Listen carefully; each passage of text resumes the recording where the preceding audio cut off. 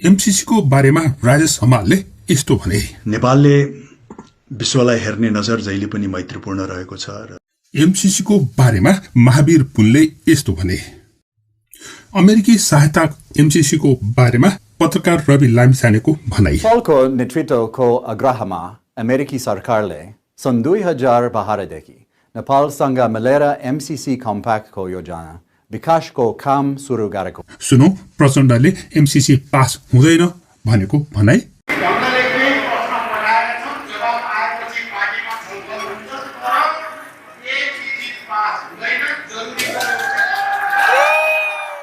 अनि त्यही दिन त्यही समयमा अर्कोतिर शेरबहादुर देउवाले भने एमसीसी पास गर्नको लागि आफ्ना सांसदहरूलाई निर्देशन दिइरहेका थिए। सांसदहरूलाई देउवाले एमसीसी देशको हितमा छ, विरोधीहरूको भ्रम चिर्नु भन्ने निर्देशन दिएका थिए। जनता गरिब भए, नेपाली जनताको बाटो साउर भयो, नेपाली जनता अझरा बस्न पर्यो भनेर हो र अमेरिकाले दबाब दिएको। तपाईँ हामीलाई त थाहा छ नि। ल भन्नुहोस्, अहिले संसारमा तपाईँ चाहिँ दुईटा शक्ति छन्, बजारको लागि चाहिँ लुछाचुडी भइरहेछ, एकातिर अमेरिका अर्कोतिर चीन। नमस्कार, म राजेश हमाल। भनिन्छन् यदि तपाईँ कुनै राज्यको या राष्ट्रको नागरिक हुनुहुन्छ भने तपाईँ राजनीतिबाट टाढा रहे तापनि राजनीतिक क्रियाकलाप र गतिविधि तपाईबाट टाढा रहँदैन। भाद्र 25 गते मध्यरातमा अभिनेता राजेश हमालले मिलेनियम च्यालेन्ज कर्पोरेसन एमसीसी प्रति आफ्नो धारणा राख्दै एक भिडियो सामाजिक सञ्जाल मार्फत शेयर गरेका छन्। उनको भिडियोमा उनले अमेरिकी सरकारसँग अनुरोध पनि गरेका छन्, जसमा उनले आग्रह गरेका छन् नेपाली जनताको भावनाप्रति संवेदनशील हुनको लागि। जनताको भावना नबुझी देशमा दूरगामी प्रभाव पार्ने खालको कुनै पनि योजना ल्याउँदा त्यो प्रतिपादक हुन सक्ने धारणा पनि उनले व्यक्त गरेका छन्। त्यस्तै उनले नेपालको परराष्ट्र नीति असंलग्नता र पञ्चशीलमा आधारित रहेको बताउँदै नेपाल सबै राष्ट्रसँग मैत्रीपूर्ण र सौहार्दपूर्ण सम्बन्ध कायम गर्ने पक्षमा रहने गरेको पनि उनले स्मरण गरेका थिए। प्रस्तुत छ राजेश हमालले भनेको भनाइका केही सम्पादित अंशहरू। अहिले जुन जल्दो बल्दो विषय छ, मिलेनियम च्यालेन्ज कर्पोरेसन अन्तर्गत जुन संयुक्त राज्य अमेरिकाको सहयोग नेपाल भित्रिँदैछ, त्यसलाई लिएर नेपाली नागरिक जनस्तरमा धेरै संवेदनशीलता प्रकट मात्रै गर्ने होइन, एक किसिमको आक्रोशको आवाज, विद्रोहको आवाज र विद्रोहमा उत्रिनु भइरहेको छ। यसप्रति सरकार र राज्य अत्यन्त नै संवेदनशील हुन जरुरी छ। सम्बन्धित निकाय मिलेनियम च्यालेन्ज कर्पोरेसन जुन संयुक्त राज्य अमेरिकाले भित्र्याउँदैछ सहयोग, संयुक्त राज्य अमेरिका पनि नेपालीको भावना र उहाँहरूको जुन असन्तुष्टि छ त्यसप्रति संवेदनशील हुन जरुरी छ र नेपाली जनताको भावना र चित्त नबुझाइकन गरिएका क्रियाकलापहरूले मलाई लाग्छ दूरगामी असर पर्नेछ, एक किसिमको चाहिँ नि प्रतिउत्पादक पनि हुनेछ। हुन त हरेक राज्यको आफ्नो एउटा आन्तरिक नीति हुन्छ, परराष्ट्र नीति हुन्छ, ग्लोबल पोलिसी पनि हुन्छ, त्यो सबै राष्ट्रको छ र नेपालको पनि छ। नेपालको विशेषता के हो भने नेपालको परराष्ट्र नीति चाहे त्यो विगतमा होस्, इभन वर्तमानमा किन नहोस्, एउटा परराष्ट्र नीति चाहिँ नि असंलग्न नीतिमा आधारित, पञ्चशीलमा आधारित, सबै राष्ट्रहरूसँग मैत्रीपूर्ण वातावरण सिर्जना गर्ने, सौहार्दपूर्ण दौत्य सम्बन्ध कायम गर्ने नै रहँदै आइरहेको छ, चाहे त्यो विगतमा होस् या वर्तमानमा होस्।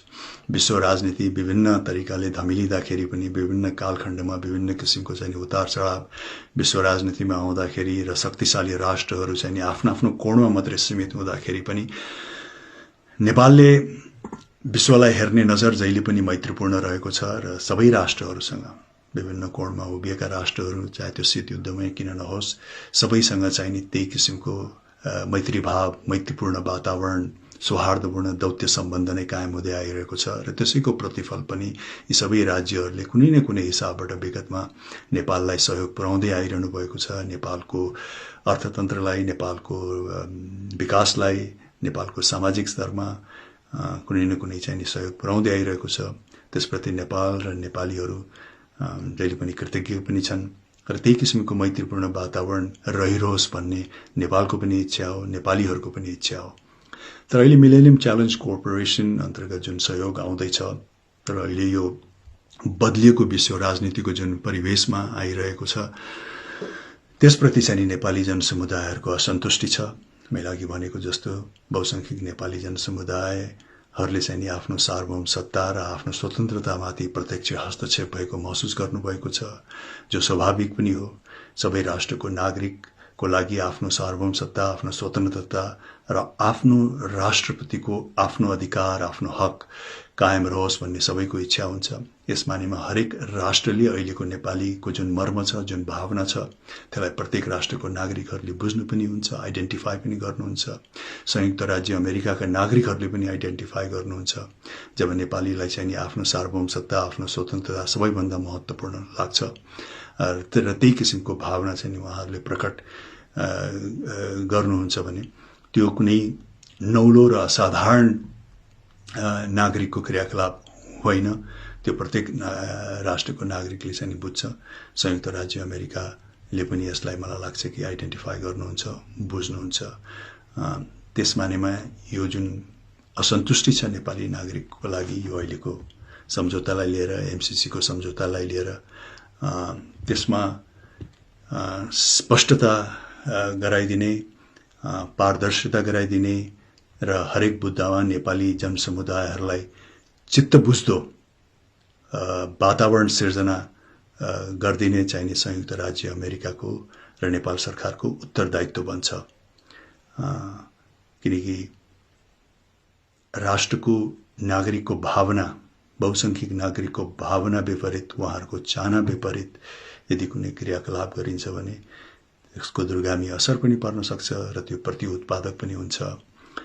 र आजको घडीमा चाहिँ विश्व राजनीतिको समीकरण केही बदलिएको छ, वातावरण बदलिएको छ, शक्तिशाली राष्ट्रहरूका भूमिकाहरू परिवर्तन भएको छ र आज यो इन्फर्मेसन एजमा, इन्टरनेट एजमा हरेक राष्ट्रको क्रियाकलाप गतिविधिबाट हरेक राष्ट्रको नागरिकहरू, विशेष गरिकन युवाहरू चाहिँ सचेत हुनुहुन्छ, जानकार हुनुहुन्छ। उहाँहरूबाट कुनै पनि कुरा लुकेको हुँदैन। हरेक राष्ट्रले आफूलाई कसरी सञ्चालन गरिरहेको छ, विश्वमा उसले आफ्नो भूमिका कसरी प्रकट गरिरहेको छ, उसको ग्लोबल पोलिसी कस्तो हिसाबले चाहिँ उसले सञ्चालन गरिरहेको छ भन्नेमा चाहिँ हरेक राष्ट्रको विशेष गरिकन युवा जनसमुदायहरू चाहिँ स्पष्ट हुनुहुन्छ, सचेत हुनुहुन्छ, जानकार हुनुहुन्छ आजको यो इन्फर्मेसन एजमा, इन्टरनेट एजमा। त्यसैले शक्तिशाली राज्यहरूले पनि आफ्ना क्रियाकलापहरू विश्वमा असाध्यै जिम्मेवारीपूर्वक सञ्चालन गर्न अत्यन्त नै जरुरी छ। कुन किसिमको चाहिँ छवि उहाँहरूले चाहिँ विश्वमा राख्नु भएको छ भन्ने प्रति पनि उहाँ अत्यन्त नै संवेदनशील हुनुपर्छ। किनकि उहाँहरूले कायम गरेको छविले नै अन्यहरू राज्यहरूले, अन्यहरू राज्यका नागरिकहरूले उहाँहरूको मूल्याङ्कन गर्ने हो। पछिल्लो 20-25-30 वर्षमा जुन अमेरिकाको गतिविधि र क्रियाकलाप भएको छ त्यसप्रति प्रत्येक राष्ट्रका नागरिकहरू, युवाहरू जानकार हुनुहुन्छ।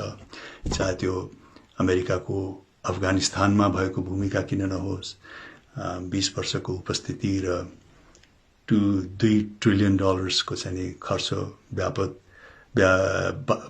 भएको जुन परिणाम छ त्यसलाई पनि सबैले निहालिरहनु भएको छ र अन्य राष्ट्रमा पनि जुन क्रियाकलाप भएको छ त्यसलाई पनि नजिकबाट निहालिरहनु भएको छ। विशेष गरिकन शक्तिशाली राष्ट्रहरू, संयुक्त राज्य अमेरिकाको आन्तरिक राजनीति कस्तो हिसाबले चलिरहेको छ भन्ने कुरा पनि विश्वको नागरिकहरू चाहिँ जानकार हुनुहुन्छ, त्यसमा सचेत हुनुहुन्छ। त्यसैले पनि शक्तिशाली राष्ट्रहरूले आफ्नो छवि, आफ्नो इमेज प्रति चाहिँ अत्यन्त नै संवेदनशील र जिम्मेवार हुन जरुरी छ। किनकि यदि छवि धमेलिएको खण्डमा, छवि बिग्रिएको खण्डमा चाहिँ नि फेरि विश्वले त्यो राष्ट्रलाई हेर्ने नजर पनि बदलिन सक्छ, परिस्थिति पनि बदलिन सक्छ, विश्वासको स्तर पनि घट्न सक्छ। त्यस मानेमा चाहिँ नि शक्तिशाली राष्ट्रहरू अत्यन्त नै जिम्मेवार हुन जरुरी छ र आज आएर जुन सहयोग संयुक्त राज्य अमेरिकाले गर्दैछ मिलेनियम च्यालेन्ज कर्पोरेसन अन्तर्गत नेपाललाई नेपाली जनसमुदायहरूले त्यही सायद त्यही विश्वमा अहिले हालसालै पछिल्लो 20, 25, 30 वर्षमा अमेरिकाले प्रदर्शन गरेको आफ्नो छविले पनि भूमिका खेलेको हुन सक्छ र जुन किसिमको चाहिँ नि एमसीसी को सम्झौता पत्र छ त्यसमा लेखिएका बुदाहरूप्रति पनि असन्तुष्टि भएको छ। त्यसैले एउटा ठूलो जिम्मेवारी छ शक्तिशाली राष्ट्रको लागि कि आफ्नो छविप्रति अन्य राष्ट्रको नागरिकहरूलाई विश्वास दिलाउनु र उहाँहरूको असन्तुष्टिलाई चाहिँ नि स्पष्ट पार्नु मा चाहिँ नि ठूलो भूमिका रहनेछ र यो भूमिका निर्वाह गर्न संयुक्त राज्य अमेरिका तयार रहनुपर्छ किनकि कुनै पनि राष्ट्रको नागरिकको चाहना र भावना विपरीत त्यो मुलुकमा गरेको क्रियाकलाप कहिले पनि सौहार्दपूर्ण हुँदैन र त्यसले दूरगामी असर पार्छ र त्यो प्रतिउत्पादक हुन सक्छ। त्यसैले यो मिलेनियम च्यालेन्ज कर्पोरेसन लाई लिएर नेपाल सरकार र संयुक्त राज्य अमेरिका नेपाली जनसमुदायको भावना र उहाँहरूको असन्तुष्टिप्रति चाहिँ नि उहाँहरूले स्पष्ट रूपमा स्पष्ट्याउन र प्रत्येक नेपाली नागरिकको चाहिँ चित्त बुझाउन अत्यन्त नै आवश्यक र जरुरी देखिन्छ। Thank you. अमेरिकाको यस्तो सक्रियताको बीचमा नेपाली जनताहरूले सेलिब्रिटीहरूसँग आफ्नो धारणा राख्न माग गरिरहेको बेलामा राजेश हमालले दिएको यो उनको प्रतिक्रियाप्रति तपाईँ के भन्नुहुन्छ? यसअघि देशको बारेमा धेरै कुराहरू बोल्ने गरेका पत्रकार रवि लामिछानेले केही पनि नबोलेको भन्दै उनका समर्थकहरूले उनीसँग आफ्नो धारणा राख्न अनुरोध गरिरहेका थिए। यसै सन्दर्भमा उनले प्रतिक्रिया दिन किन ढिलो भएको हो भन्ने स्पष्टीकरण दिँदै एमसीसी को बारेमा आफ्नो धारणा सामाजिक सञ्जाल मार्फत राखेका छन्। रवि लामिछाने लेख्छन्, एमसीसी बारे मैले त त्यति बेला नै बोलेको थिएँ जति बेला केही मानिसहरू बोल्दा वा नबोल्दाको फाइदा बेफाइदा हिसाब गर्दै थिए। हेर्न, सुन्न, बुझ्न छुटाउनु हुनेहरूको लागि फेरि पनि दोहोर्याएर भन्छु, बिना परिमार्जन जस्ताको जस्तै लागू हुने भएको खण्डमा म एमसीसी को विपक्षमा छु। एमसीसी का बुदाहरू संशोधन हुँदैनन् भन्ने अमेरिकी अडानसँगै बिना संशोधन संसदबाट पारित हुनु हुँदैन भन्ने मेरो अडान कायम नै रह्यो। लिखित जवाफ मार्फत एमसीसी अमेरिकाले नेपालको संविधान भन्दा माथि यो सम्झौता होइन भनेछ। त्यसो भए त्यो र अन्य त्यस्ता बुदा संशोधन गर्न के को आपत्ति? मैले नबुझेको रहेछु भने विज्ञहरूले बुझाइदिनु होला। सचिन तयार छु। तथ्य फेरिएछ भने धारणा फेरौँला।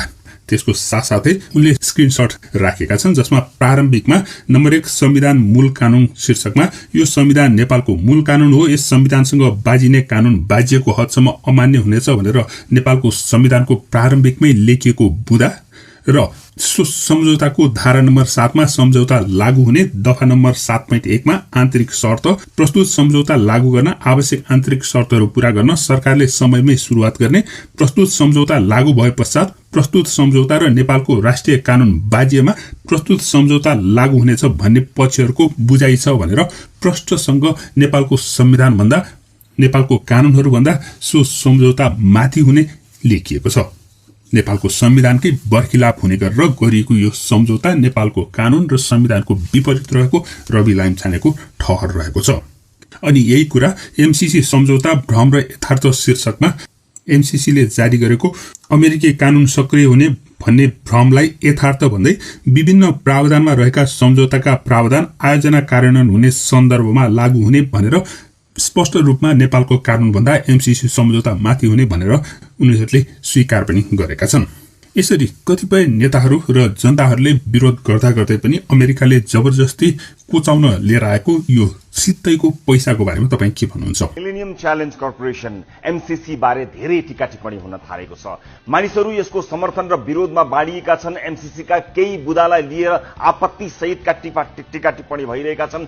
यसको बुदा खेलाउने काम पछि कुनै एपिसोडमा गरौँला, तर कसैले कसैलाई बिना शर्त, बिना आफ्नो फाइदा र बिना स्वार्थ गाली पनि गर्दैन भने अमेरिका जस्तो देशले 51 अर्ब पैसा त्यत्तिकै दिन्छ भनेर सोच्नु चाहिँ मूर्खता हो। यस कार्यक्रम अन्तर्गतका बुदाहरूमा व्यापक छलफल हुन जरुरी छ। आज म त्यता जान चाहन्न, तर यो सोच्ने भूल कदापि नगरौं कि अमेरिकाले नेपालको विकास भएन भनेर पीर मानेर बिना शर्त 51 अर्ब लाउ भनेर दिनेछ। आज हामीले हाम्रो देशको हैसियत नै यस्तो बनाएका छौं कि ऋण दान अनुदान दिनेले शर्तमाथि शर्त राखिदिन्छ। 22 वर्षसम्म मेलम्ची बनाउन नसक्ने हामीलाई विकास आयोजनाका लागि अनुदान दिने देशले त्यत्तिकै पैसा दिन्छ। 5 वर्षमा एउटा समूह भन्छ एमसीसीमा सम्झौता भयो भने अमेरिकाले नेपालमा आफ्नै सैनिक क्याम्प राख्छ, अनि अर्को समूह भन्छ त्यो कुरा सत्य होइन। अमेरिकी दूतावासले स्पष्ट भनिसक्यो कि एमसीसी इन्डो पेसिफिक अन्तर्गत पर्दछ। इन्डो पेसिफिक स्ट्राटेजी अन्तर्गत सैनिक अभ्यास पर्छ कि पर्दैन त्यो कुरा बुझ्ने गरी अरूले होइन, स्वयं देशका प्रधानमन्त्रीले नै आफ्ना नागरिकलाई भन्नै पर्छ। यदि कहीँ कतै इन्डो पेसिफिक स्ट्राटेजी भित्र सैनिक अभ्यासका कुरा छन् भने गर्दन छिने पनि यो सम्झौता गर्नुहुन्न। पुर्खाले पानीको घुटको नपी जोगाएको यो भूमिमा कुनै विदेशी सेनाले बुट बजारेको देख्नु पर्यो भने मरेको जुनी हुनेछ। हो, गरिब छौं, विकास चाहन्छौं, ऋणमा डुबेका छौं, यस्तो अवस्थामा कसैले अनुदान दिन्छ भने स्वागत गर्नुपर्छ। तर अनुदान भनेको सित्तैमा प्राप्त हुने पैसा हो। फेरि पनि भन्छु, सित्तैमा त कसैले अचेल गाली पनि गर्दैन। अमेरिकी जनताले तिरेको ट्याक्सको पैसा अमेरिकी सरकारले बिना शर्त दिँदैन, तर उसको शर्तले हाम्रो स्वाधीनता, हाम्रो सार्वभौम सत्तामा 1 इन्च पनि आँच आउनु भएन बस। र यो सरकारले आम नागरिकलाई यो कुरा स्पष्ट पार्न जरुरी छ। अनि रवि लामिछानेको भनाइको बारेमा पनि प्रतिक्रिया दिनुहोला। समाजसेवी एवं राष्ट्रिय आविष्कार केन्द्रका अध्यक्ष महावीर पुनले अमेरिकी सहयोग मिलेनियम च्यालेन्ज कर्पोरेसन अर्थात एमसीसी को बारेमा आफ्नो धारणा व्यक्त गरेका छन् सामाजिक सञ्जाल मार्फत।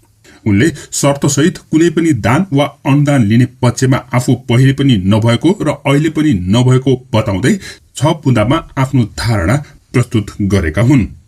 उनले लेखेका छन्, कसैले शर्त राखेर दान अनुदान दिन्छ भने मैले त्यस्तो दान अनुदान पटक्कै पनि लिँदैन। त्यस्तै उनले देशलाई आर्थिक रूपमा बलियो बनाउने हो भने एमसीसी जस्ता अनुदानहरू लिनु नै पर्दैन र कसैले पनि राजनीतिक रूपमा हस्तक्षेप गर्न पनि सक्दैन भन्ने उनले धारणा प्रस्तुत गरेका छन्। त्यस्तै उनले अनुदान लिएर देशलाई समृद्ध बनाउने सपना कसैले पनि नदेखे हुन्छ। अनुदान लिने बानी पर्यो भने देश कहिले पनि स्वाभिमानी र स्वावलम्बी बन्दैन भनेर पनि बताएका छन्। यस्ता अनुदानले देशको अस्तित्व खतरामा पर्ने भन्दै उनले देशलाई वैदेशिक हस्तक्षेप र खतराबाट मुक्त गर्न आर्थिक विकास गरेर समृद्ध बनाउनु भन्दा अर्को विकल्प नभएको पनि बताएका छन्। महावीर पुनले लेखेको भनाइको पूर्ण पाठ यस्तो रहेको छ। एमसीसी सम्बन्धी केही नबोलेको दाइ भन्दै धेरैले भन्नुभएको छ।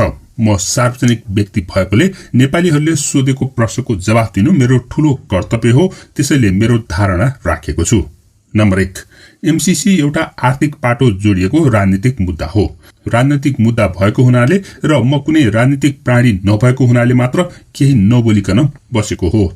तर धेरै नेपालीहरूले केही त बोलिदिनुहोस् भनेर आग्रह गरेको हुनाले नितान्त व्यक्तिगत धारणा मात्र राखेको छु।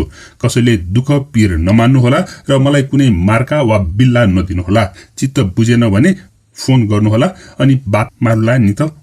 नम्बर 2, म शर्तसहितको कुनै पनि दान वा अनुदान लिने पक्षको व्यक्ति पहिले पनि थिएन र अहिले पनि छँदै छैन। कसैले शर्त राखेर दान अनुदान दिन्छ भने मैले त्यस्तो दान अनुदान पटक्कै लिँदैन। मानवताको नाताले अथवा कसैको दुःख देखेर कुनै धनी व्यक्ति देशले अर्को अत्यन्तै दुखी गरिब व्यक्ति वा देशलाई कुनै दान अनुदान दिन्छ भने बिना कुनै शर्त दिनुपर्छ भन्ने सैद्धान्तिक कुरामा विश्वास गर्दछु। तर दान वा अनुदान ग्रहण गर्ने व्यक्ति वा देश जति नै दुखी गरिब भए पनि अलि खराब चरित्रको वा भ्रष्ट छ भने दान अनुदानको दुरुपयोग नगरोस् भनेर केही कडा शर्त राख्नु नाजायज हुँदैन। तर दान अनुदान दिने दाताले दान अनुदान दिए भन्दैमा दान ग्रहण गर्ने व्यक्ति देशको स्वाभिमानमा आँच आउने कुनै नाजायज शर्त राखेर फाइदा लिनु हुँदैन र नाजायज फाइदा लिने प्रयास गरेमा विरोध गर्नुपर्छ भन्ने कुरामा दृढ विश्वास गर्दछु। नम्बर 3, पूर्ण रूपमा अनुदान भनिएको एमसीसीमा नेपालको स्वाभिमानमा आँच आउने कुनै नाजायज शर्तहरू छन् भने हटाइनु पर्दछ भन्ने मेरो मत छ। यदि नेपाली जनताहरूलाई पटक्कै चित्त नबुझेको कुनै शर्त छन् र ती शर्तहरू अमेरिकाले हटाएन भने सरकारले जबरजस्ती अनुदान स्वीकार गर्नु हुँदैन भन्ने मेरो राय छ। किनभने सरकारले दाताको होइन कि जनताको मन जित्ने काम गर्नु पर्दछ। सरकारले जनताको चित्त दुख्ने र राष्ट्रको हित विपरीत काम गर्यो भने अर्को चुनावमा भोट दिँदैनन् भन्ने हेक्का राख्नु पर्दछ। जनताको भोट भनेको कुनै पनि राजनीतिक पार्टीका लागि अति नै बहुमूल्य सम्पत्ति हो र भोट भन्दा बहुमूल्य सम्पत्ति राजनीतिक पार्टीहरूको लागि अरू हुनै सक्दैन। यो कुरा बुझे राम्रो हुन्छ। नम्बर 4, नेपाल मात्र होइन, कुनै पनि देश जब जबसम्म आर्थिक रूपमा गरिब हुन्छ तब तबसम्म आर्थिक र सामरिक रूपमा बलियो र धनी देशहरूले एमसीसी जस्ता र यस्तै प्रकृतिका अनेकौं हस्तक्षेप निर्बलियो र गरिब देशहरूलाई गरिरहन्छन्। यो कलियुगको चलन नै हो। कलियुगको अन्त्य नभएसम्म यस्तो बलमिचाइको घटना भइ नै रहनेछ। नम्बर 5, तसर्थ एमसीसी को विषयमा नेपालीहरू आपसमा झगडा गरिरहनु र विभाजित हुनुभन्दा एकताबद्ध भएर देशलाई आर्थिक रूपमा बलियो बनाउने महत्वपूर्ण कदमहरू चाल्नु पर्दछ। साथै 55 अर्ब रुपियाँको अनुदानको लागि चाकरी गरिरहनु पर्दैन र जनताको चित्त दुखाउनु पर्दैन। देशलाई आर्थिक रूपमा बलियो बनाउने हो भने एमसीसी जस्ता अनुदानहरू लिनु पर्दैन र कसैले पनि राजनीतिक हस्तक्षेप गर्न सक्दैन। अनुदानहरू नै लिएर देशलाई समृद्ध बनाउने सपना कसैले नदेखे पनि हुन्छ। अनुदान लिने बानी गर्यो भने देश कहिल्यै पनि स्वाभिमानी र स्वावलम्बी बन्दैन। त्यस्तो देशको अस्तित्व जहिले पनि खतरामा हुन्छ। अहिले नेपालमा भएकै यही हो।